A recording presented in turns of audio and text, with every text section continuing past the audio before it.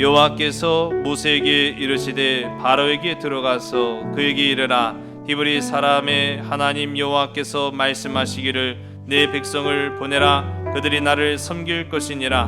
네가 만일 보내기를 거절하고 억지로 잡아두면 여호와의 손이 들에 있는 내 가축 곧 말과 나귀와 낙타와 소와 양에게 더하리니 심한 돌림병이 있을 것이며 여호와가 이스라엘의 가축과 애굽의 가축을 구별하리니 이스라엘 자손에게 속한 것은 하나도 죽지 아니하리라 하셨다 하라 하시고 여호와께서 기한을 정하여 이르시되 여호와가 내일 이 땅에서 이 일을 행하리라 하시더니 이튿날에 여호와께서 이 일을 행하시니 애굽의 모든 가축은 죽었으나 이스라엘 자손의 가축은 하나도 죽지 아니한지라. 바로가 사람을 보내어 본즉 이스라엘의 가축은 하나도 죽지 아니하였더라. 그러나 바로의 마음이 완강하여 백성을 보내지 아니하니라. 아멘. 미국에서는요 1994년부터 때로는 멍청하고 때로는 한심한 방법으로 죽음을 자초한 사람들을 기리기 위해서 그런 사람들에게 상을 수여합니다. 이름하여 다윈상이다 라고 이야기합니다. 좀 진화가 좀 덜 됐다라는 그런 의미이기도 한 것 같아요. 어쨌든 간에 도대체 어떤 사람들에게 이 다윈상을 수여하는가라고 보면은 좀 납득도 갑니다. 2001년에 있었던 사건이에요. 2001년 미국의 아이다호에 사는 마르코라고 하는 한 청년이 자기의 친구들과 함께 차를 타고 승합차를 탔던 것 같아요. 차를 타고 여행을 갔다가 이제 그 산에서 내려오는 길이었다고 합니다. 근데 이제 내려가는 길에 이제 속도가 붙으니까 브레이크를 밟을 거 아니에요. 근데 브레이크를 밟았는데 말을 안 듣는 거예요. 이 브레이크가 고장났다는 거를 깨닫고 당황한 이 마르코가 그러면 자기가 운전하고 있으니까 야, 이 차 브레이크가 고장났나 봐 라고 얘기를 해줘야 될 거 아니에요. 그런데 자기만 살려고 했는지 몰라도 그런 사실을 전혀 같이 타고 있는 친구들한테 알리지 않은 채로 자기만 혼자 운전석을 박차고 뛰어내렸습니다. 자, 어떻게 됐을까요? 친구들이 더 당황한 거예요. 멀쩡히 운전하던 놈이 갑자기 운전석에 있는 문을 팍 열고 혼자 뛰어내린 거예요. 자, 다른 친구들도 당황했겠죠. 자, 그런데 다행인 것은 황급히 그 운전대를 잡고 가까스로 차를 멈춰 세웠다고 합니다. 자, 그 후에 이 마르코라는 친구가 뛰어내렸으니까 올라가 봤을 거 아니에요. 자, 이 마르코라는 친구는 어떻게 됐을까? 뛰어내리는 동시에 그 충격으로 인해서 그 자리에서 즉사했다고 합니다. 참 이게 멍청한 죽음을 스스로 불러온 거죠. 웃으시는 분들은 너무 그러면 안 돼요. 잔인한 일이 아니겠습니까? 1995년도에 있었던 일입니다. 이집트, 오늘 우리가 말씀을 읽는 배경이기도 한데 이 이집트 남부의 한 시골 마을에 자기가 기르던 이 닭 한 마리가 그만 우물에 빠지고 만 거예요. 자기가 기르던 닭이니 이 닭을 어떻게든 건져내든 구해내든 해야 될 거 아니에요. 그래서 이 농부가 우물 속으로 들어갑니다. 그런데 그 후회가 확 밀려온 거죠. 들어는 갔는데 나갈 방법이 없는 거예요. 이 사람이 살려달라고 소리를 지른 거예요. 이 소리를 들은 이 자기 집 안에 있었던 그 동생들이 또 있었나 봐요. 동생들 3명이 무슨 일이냐고 보니까 우물에서 사람 소리가 들리거든요. 살려달라고 막 해서 어떻게 들어갔냐고. 닭을 건지려고 와서 보니까 나갈 방법이 없네. 이거 나 좀 구해줘 그래가지고 자기 밑에 동생들이 하나하나 차례대로 자기를 구하려고 3명이 다 들어갔어요. 근데 들어가서 보니까 얘네들도 대책을 마련하지 않고 들어간 거예요. 나갈 방법이 없는 거죠. 또 어떻게 합니까? 살려달라고 4명이 이 안에서 아우성을 치니까 지나가던 동네 사람 2사람이 듣고 뭔 소리요? 하고 가서 보니까 사람들이 거기 빠져 있거든요. 이게 무슨 일이냐고 하면서 동네 사람 2명이 또 들어가요. 에헤이 하는 거 보니까 아시겠죠? 나갈 방법이 없는 거예요. 결국 여기에서 6명이 다 익사해서 죽었습니다. 나중에 그 기중기를 이용해 가지고 죽은 사람들을 이렇게 딱 건져냈는데 보니까 사람 6은 죽었는데 빠진 닭은 살아있더래요. 참 그러고 보면은 죽음을 자초한 것이 아닌가라는 생각이 듭니다. 토론토에 있었던 일입니다. 이 캐나다 토론토에 성공한 29살의 변호사 게리는요. 29살이면 굉장히 창창하고 젊은 나이죠. 29살의 변호사가 돼서 이 아주 번듯한 빌딩에 자신의 사무소를 개설합니다. 얼마나 또 뿌듯하고 자랑스러웠겠습니까? 친구들이 놀러 왔단 말이에요. 친구들이 놀러 왔는데 이 게리가 자신의 사무실을 자랑을 하는 거예요. 야, 이 사무실 구경 좀 해봐라. 이 얼마나 멋있냐? 여기서 보는 이 광경이, 이 도시를 내려다보는 광경이 얼마나 멋있는 줄 아냐? 난 성공했어라고 말하면서 이렇게 자랑을 하다가 이 보시는 바와 마찬가지로 이런 빌딩, 오피스텔 같은 이제 멋있는 이 건물을 보면은요, 벽을 유리로 해놨어요. 예, 보시는 바와 마찬가지로. 자, 이 유리창으로 보면 얼마나 멋있는 줄 아냐. 그리고 이 유리창이 튼튼해서 깨지지도 않아 하면서 이 유리창이 튼튼하다는 걸 보여주면서 달려와 갖고 어깨를 탁 부딪혔는데 그만 그대로 24층에서 떨어져 죽었답니다. 이 사람이 멍청한 사람일까요? 놀랍게도 이 게리라는 변호사는 토론토 신문이 선정한 가장 유능하고 재능 있는 변호사 200인에 뽑혔던 사람이라고 합니다. 참 이런 얘기들을 우리가 이제 보게 되면은 도대체 우리가 그런 얘기를 하죠. 멍청하면 몸이 좀 많이 고생한다라는 이야기를 우리가 듣습니다. 근데 심하면 방금 제가 사례로 말씀드린 것처럼 죽습니다.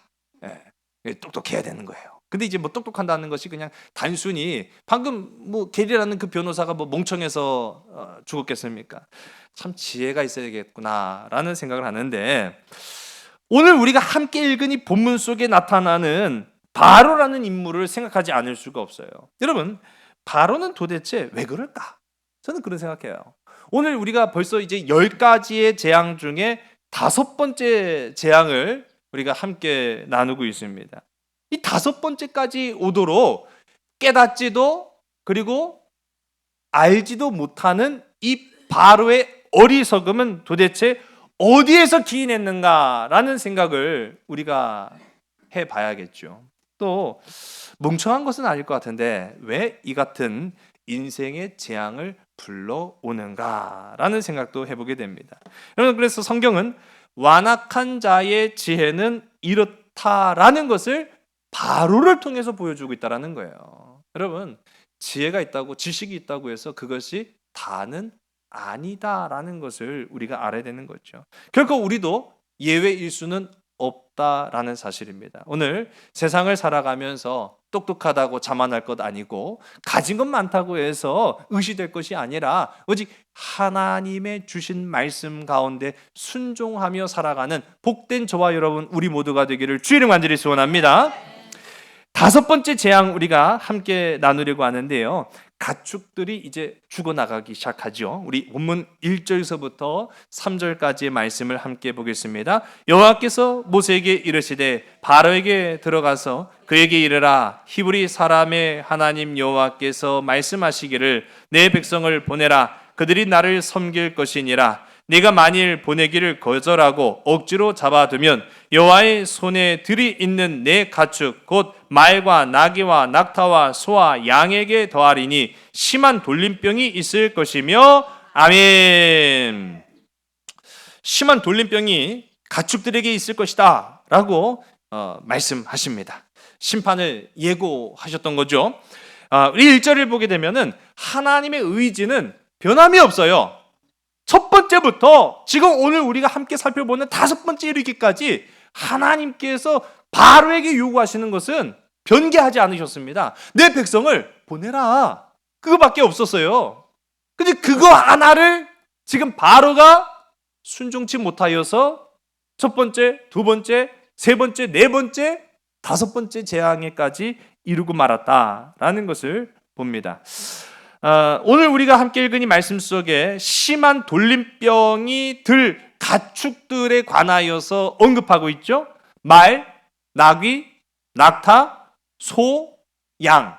어떤 공통점이 있을까요? 사람이 기른 동물이라는 겁니다. 야생에 있는 동물들이 아니라 사람이 기릅니다. 그럼 왜 사람이 기르겠습니까? 사람에게 유익을 주는 동물들이기 때문인 거죠. 한마디로 말하면 내 재산인 거예요.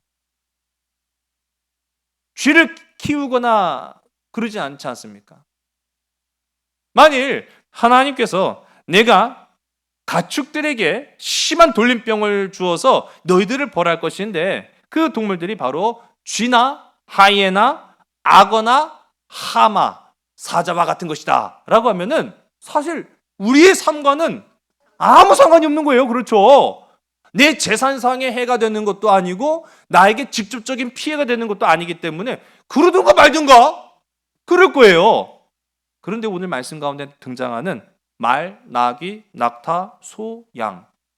우리가 농촌에 살기 때문에 또 때로는 우리가 동물들을 키우기 때문에 그 한 마리 한 마리가 얼마나 귀한 가치인지를 누구보다도 더 잘 알지 않습니까? 근데 하물며 이 시대에는요, 농업이 기반이 되는 시대였기 때문에 이 가축들이 없고서는 농사를 지을 수가 없었다라는 겁니다. 얼마나 중요한 가치인지를 누구보다 더 잘 알고 있지 않겠어요? 자, 그런 이런 가축들에게 내가 이제는 재앙을 내릴 것이다 라고 말씀하세요. 자, 여기에는요 우리가 두 가지 의미를 살펴볼 수 있습니다. 첫 번째로는 하나님이 애굽의 재산의 심판을 내리시겠다고 하신 직접적인 언급이었던 거예요. 재산상의 해를 내가 가하게 할 것이다. 두 번째로는 지금 우리가 이 말씀 속에 나타난 말, 나귀, 낙타, 소, 양, 이게요 사실은 애굽의 신들과 굉장히 밀접한 관계를 가지고 있어요. 지금 우리가 쭉 살펴본 것처럼 하나님께서 애굽의 사람들에게 재앙을 내리시는 것은요 사실은 신들과의 전쟁이라고 말씀드렸어요. 우상과 살아계신 하나님과의 그 대결인데 거의 대부분 애굽의 신들은요 동물의 형상을 취하고 있습니다. 그 가운데 이 소 같은 경우에는요 굉장히 중요한 비중을 차지하고 있는 이 애굽의 신이었던 거죠. 그런 측면에서 그 신들에게 심판을 가한다. 여러분, 신들이 지금 심판을 당하고 있는 거예요. 어떻게 보면은 내가 믿는 신이 심판을 받아? 이게 과연 신인가라는 의문을 들게끔 하는 거지요. 그런 측면에서 오늘 이 다섯 번째 재앙은 애굽 사람들에게는 재산상의 피해도 있겠지만은 그들의 삶의 가치관에 상당한 이 상처를 주는 문제이기도 합니다. 하나님은요, 그런데 놀라운 사실 이 재앙을요 구별하셨다라는 거예요. 우리 4절의 말씀을 우리 화면과 함께 읽습니다. 시작. 여호와가 이스라엘의 가축과 애굽의 가축을 구별하리니 이스라엘 자손에게 속한 것은 하나도 죽지 아니하리라 하셨다 하라 하시고 아멘. 자, 우리 지난번부터 우리가 함께 살펴봤던 네 번째 재앙이 바로 파리 재앙이었죠. 자, 이 파리의 재앙 때부터 하나님은 이스라엘과 애굽을 구별하시겠다라고 말씀을 하십니다. 그러니까 애굽에는 재앙이 임하고 있는데 정작 같은 나라, 같은 공간에 있었던 이스라엘 사람들에게는 아무런 해가 되지 않고 있음을 보는 거예요. 이 사람이요, 그게 더 미치게 만드는 거죠. 네. 나는 지금 이렇게 고통스러운데 저 사람 아무렇지도 않아요. 그게 도대체 이게 무슨 일인가라는 이제 생각을 갖게 되는 거예요. 자, 이번에도 애굽의 가축들은 병들지만 이스라엘의 가축은 아무렇지도 않을 것이다 라는 것을 선포하세요. 자, 여기에도 하나님은 하나님의 백성을 위해서 세 가지를 구별하셨구나 라는 것을 우리 이전 시간부터 함께 살펴볼 수가 있는데, 먼저 우리 함께 지난 시간에 다 읽었기 때문에요, 8장 22절의 말씀 보면은 이스라엘이 거주하는 그 땅을 애굽의 땅에서 구별해 놓으셨습니다. 이스라엘은 지금 애굽 안에 살고 있어요. 그러나 더 정확히 말하면은 하나님께서는 그 애굽 안에 살고 있던 이스라엘 사람들의 땅을 따로 구별하셔서 그곳은 내가 보호하시겠다라고 말씀을 하세요. 두 번째로 하나님의 백성 이스라엘과 바로의 백성 애굽을 이제는 나누시겠다라고 말씀하십니다. 이거 굉장히 중요한 부분이라고 제가 첫 시간부터 말씀드렸던 것이, 이 출애굽의 역사는 그냥 이런 일이 있었답니다. 이런 역사가 있었답니다. 그걸 소개하려는 것이 아니라 이 출애굽의 분명한 목적을 우리가 알아야 되는 거예요. 우리는 누구의 백성인가? 나는 누구의 자녀인가? 나의 삶의 주인은 누구인가? 라는 것을 지금 430년 동안 애굽에서 종살이 했던 이스라엘 사람들한테 확실하게 각인시켜주는 사건이 바로 출애굽 사건입니다. 지금까지는 내가 애굽 사람인 줄만 알았습니다. 지금까지는 나의 주인이 바로인 줄로만 알았습니다. 그런데 이 10가지 재앙을 마주하고 출애굽의 역사를 쭉 보면서 보니까 아니네. 바로가 내 주인이 아니라 하나님이 나의 주인이십니다. 나는 애굽의 백성이 아니라 나는 하나님의 백성 이스라엘입니다. 라는 것을 고백했는 줄로 믿으시기 바랍니다. 하나님께서 먼저 그렇게 선포하신 거예요. 내가 왜 구별한 줄 아냐? 이건 내 백성이기 때문이다 라는 거예요.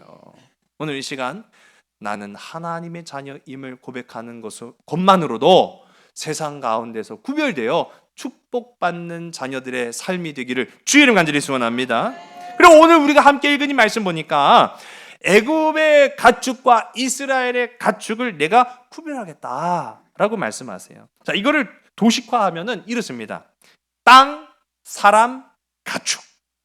하나님께서 축복하시는 그 순서를 우리가 살펴볼 수가 있는 거예요. 여러분의 머무는 삶의 자리가 거룩하게 구별되기를 주의 이름 간절히 소원합니다.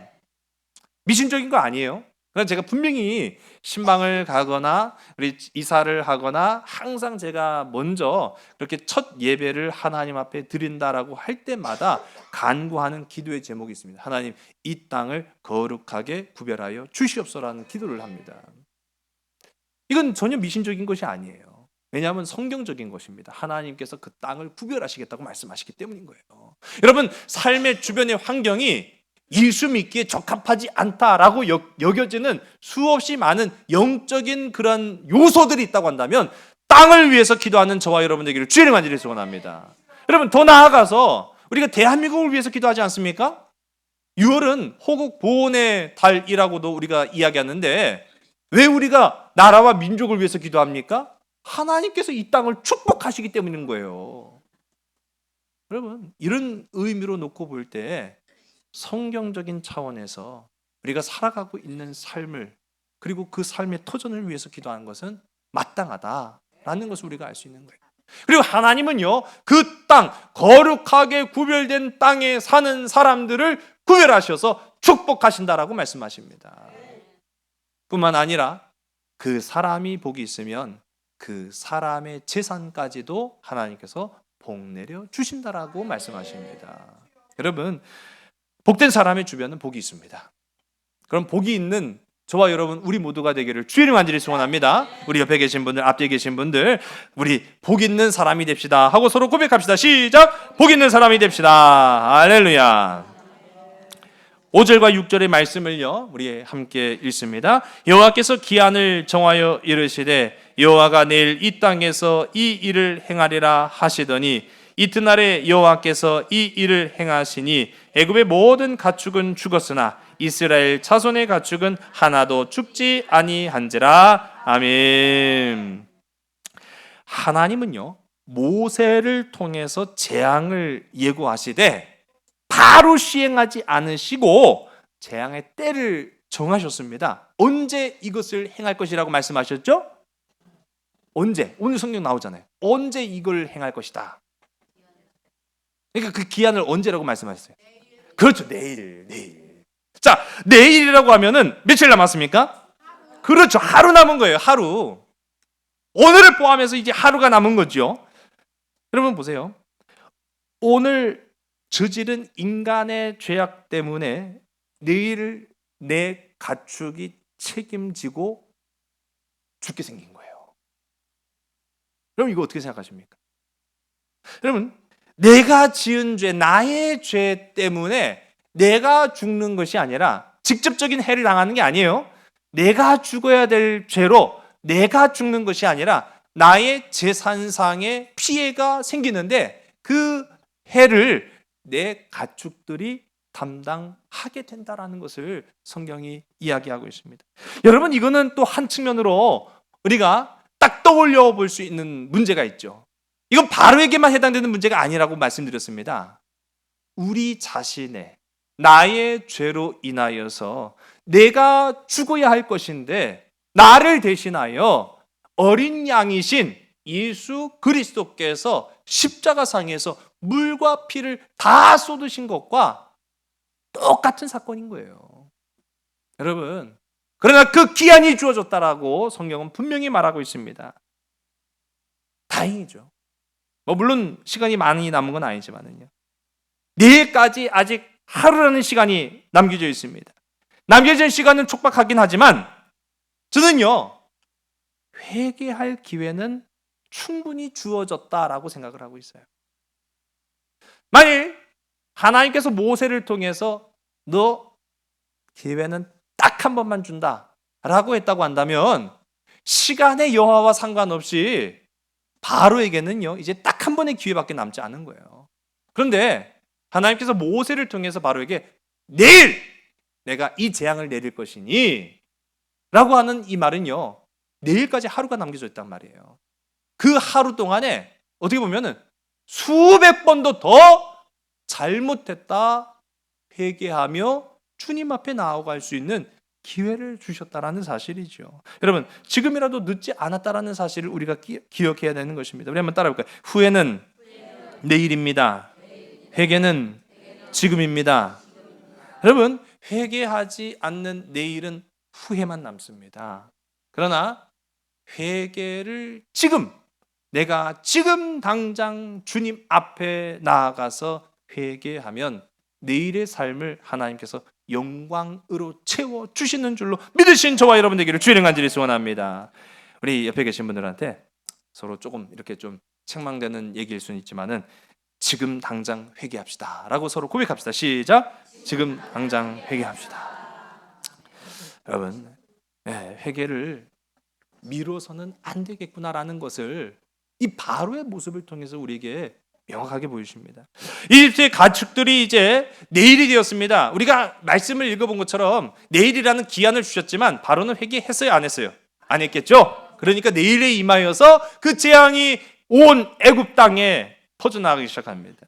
모든 가축들이 죽어가다시피 하니까요, 이 바로도 굉장히 조급했던 것 같아요. 오늘 우리가 함께 읽은 이 말씀 7절을 보겠습니다. 우리 함께 읽으면 시작. 바로가 사람을 보내어 본즉 이스라엘의 가축은 하나도 죽지 아니하였더라. 그러나 바로의 마음이 완강하여 백성을 보내지 아니하니라. 아멘. 제가 아까 말씀드렸죠. 바로가 이 멍청한 것은 아닐 텐데 왜 이토록 어리석은 행동을 계속해서 반복할 수밖에 없는가? 여러분, 이 바로가요, 그렇게 고집 피우면서 하나님께서 분명히 내일까지라고 하셨으면 오늘이라도 회개하고 그 백성을 보내면 해결될 문제인데 그렇지 않아서 내일이 당도했습니다. 정말일까? 과연? 여러분, 그런 의심을 한다는 것 자체가 이상하잖아요. 지금까지 네 번째 기적을 맛본 이 바로의 입장에서 이게 보통 일이었습니까? 초자연적인 역사를 주관하시는 하나님의 재앙이 막 일어나고 있는데 이걸 깨닫지 못했다고요? 오늘 말씀에도 보니까 사람을 보내서 이스라엘 사람들의 땅 고센에 가서 정말로 우리 가축들은 지금 병들어서 픽픽픽 쓰러지고 있는데 이스라엘 사람들의 가축은 멀쩡한지 한번 보고 와라 라고 했더니 진짜 멀쩡한 거예요. 야, 이거는 기가 막힌 일이죠. 우리 이전 시간에 익히 보았습니다마는 애굽의 요술사들도 이미 손살에 다쳤어요. 이거는 하나님의 역사입니다. 이거 진짜 살아계신 하나님의 일입니다. 우리가 흉내낼 수도 없고 우리가 따라해서도 안 되는, 이건 진짜 살아계신 하나님의 일입니다라는 것을 이미 애굽의 요술사들조차도 두 손 두 발 다 들었는데 바로는 끝까지 고집을 피우고 직접 가서 봤다는 건 의심했다는 거 아니겠어요? 그런데 정말이었던 거죠. 이스라엘 가축들은 멀쩡합니다. 여러분, 이쯤 되면은 깨달아야죠. 여러분, 속히 말씀이 내 마음을 때릴 때 속히 깨닫는 저와 여러분 되기를 주의 간절히 소원합니다. 참 바로 보니까요, 딱한 인생이에요. 이렇게 되면은 진짜 어떤 측면에서 이게 죄도 능력이라면 능력일 수 있는 것 같아요. 여러분, 제가 앞서 말씀드린 것처럼 바로가 멍청한 것은 아닐진데 왜 이토록 거듭 재앙을 불러오는가라는 것의 그 근본적인 이유는 바로 그 안에 죄가 있기 때문이었다라는 거예요. 바로는요, 지혜가 있었습니다.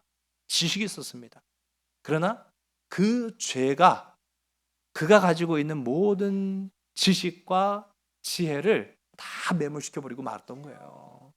여러분, 죄가 관영한 인생은 결코 돌이킬 수 없다라는 사실을 우리가 보는 거죠. 자신이 잘못된 길을 걸어가고 있다라는 사실을 알고 있음에도 불구하고 그 발걸음을 돌이키지 않는다라고 한다면 어떻게 그 인생 살릴 수 있겠습니까? 그래서 우리는요, 그런 사실을 깨달아야 돼요. 내가 완전하지 않구나. 여러분, 완전한 인생은 사실은 없습니다. 그래서 우리는 더욱 말씀 앞에 겸손을 고백하는, 겸손히 행하며 살아가는 자가 하나님의 복을 받는다라는 것을 기억하는 저와 여러분 되기를 주의 이름으로 간절히 소원합니다. 여러분, 바로는 끝까지 고집을 꺾지 않고 하나님의 요구를 거절했죠. 제가 그 심정을 헤아리면 그런 것 같아요. 쪽박을 찰지언정 여호와의 말씀 앞에 굴복하긴 난 싫어. 그렇게 생각을 했던 것 같아요. 근데 우리도 그런 것 같아요. 진짜 우리도 그런 것 같아요. 세상에 똑똑하고 유식한 많은 사람들이 있습니다. 근데 하나님을 알지 못하여 죄악된 길로 걸어가는 사람들 많이 있습니다. 그런 사람들 보면은 자신의 고집을 꺾지 못해서 내가 쪽박은 찰지언정 하나님 앞에 굴복하긴 싫습니다. 그렇게 이야기하는 사람들이 있는 것 같아요. 피타고라스라는 인물이 있어요. 수학자이며 철학자로 우리가 널리 알려져 있는데 이 사람은요, 채식주의자입니다. 채식주의자인데 지독하게 싫어하는 게 있어요. 그 지독하게 싫어하는 게 뭘까요? 이 피타고라스가 요거만 나왔다 하면은 아주 질질 팔색해요. 콩입니다. 피타고라스가요, 콩을 그렇게 싫어했대요. 그래서 콩만 나오면 콩을 골라내는 거예요. 그러면서 이 사람이 어느 정도로 콩을 싫어했냐면은 콩은 나쁘다라는 주장을 자신이 가지고 있는 지식을 총동원해갖고 철학으로 만들었어요. 콩은 불결하다, 콩은 나쁘다, 콩은 뭐 죄악이다, 막 그런 식으로 해가지고 아예 콩에 대한 종교를 만들 정도였습니다. 저도 나중에 찾아보니까 이 피타고라스 이상한 놈이더라고요. 어쨌든 간에 이 피타고라스가 콩을 그렇게 싫어했다고 해요. 자, 그런데 한편 이 피타고라스는요, 수학자이기도 하지만은 정치에도 굉장히 많은 관여를 했던 사람이에요. 그러니까 정치에 영향을 미치는 사람이다 보니까 당시로 자신을 미워하는 정적들이 있을 수밖에 없었어요. 그러니까 정치적인 정적이었죠. 이 하루는 이 피타고라스가 자신을 잡아 죽이고자 하는 정적들에 의해서 쫓김을 당합니다. 막 도망을 갔어요. 도망 안 가면은 뭐 살 수 없으니까요. 칼 들고 막 쫓아오는데 어떻게 해요? 그래서 피타고라스가 어쨌든 걸음아 날 살려라 하고 막 도망을 가다가 갑자기 스톱! 하고 멈춰섰어요. 멈춰선 이유가 뭐 때문이겠습니까? 그렇죠. 그 앞에 콩밭이 있었단 말이에요. 뒤에는 나를 잡아 죽이려고 하는 정적들이 칼을 들고 오는데 자기 앞에는 콩밭이 쫙 깔려져 있어요. 자, 어떻게 했겠습니까? 건너가야죠, 살려면은. 그러나 피타고라스는 콩은 나쁘다, 콩은 밟아서도 안 되고 지나가서도 안 되니 나는 갈 수가 없다라고 멈춰선 끝에 죽었습니다. 여러분, 저도 피타고라스의 최후를 보고 허망해가지고요. 콩 때문에 죽은 사람이에요. 콩 때문에 죽은 사람. 여러분, 이게 알고 보면 남의 일이 아니더라고요. 바로의 이 완강함과 완악함이 알고 보면 남의 일이 아니에요. 바로가 멍청한 것이 아니었습니다. 바로가 어리석은 것도 아니었습니다. 그러나 그 안에 죄라는 것이 도사리고 있어서 진리이신 하나님을 가려버리니까요, 그가 가지고 있는 일만 지식이, 그가 가지고 있는 풍성함이 아무런 소용이 없었다라는 것을 이제 이 말씀을 통해서 우리가 깨닫게 됩니다.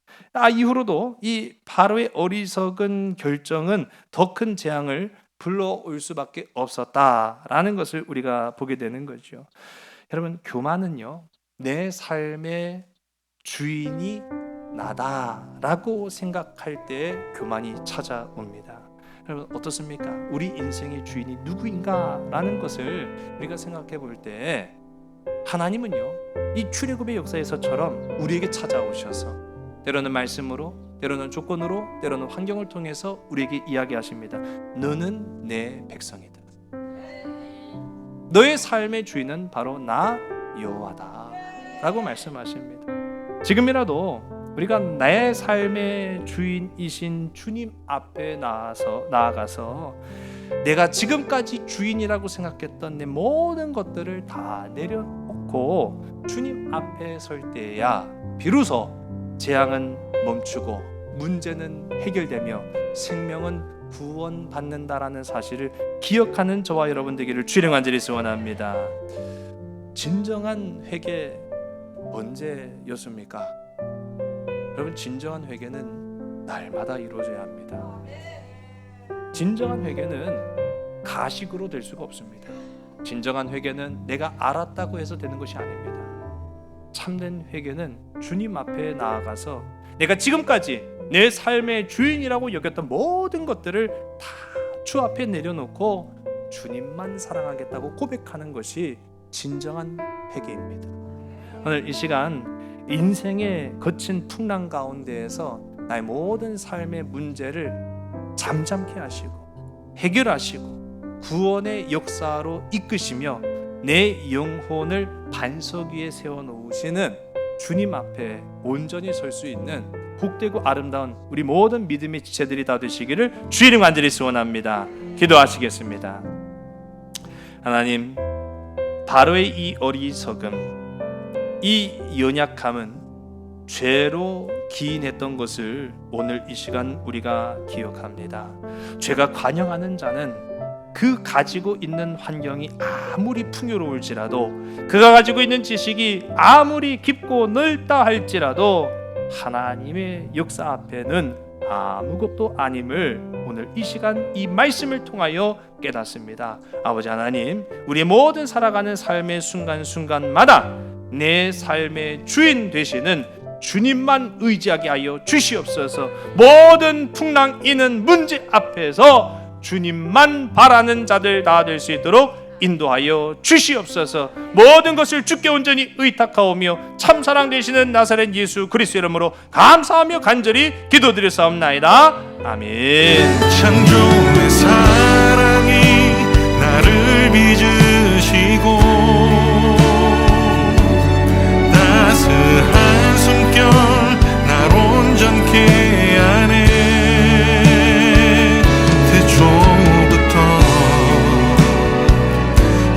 영원토록 그 사랑 내 영혼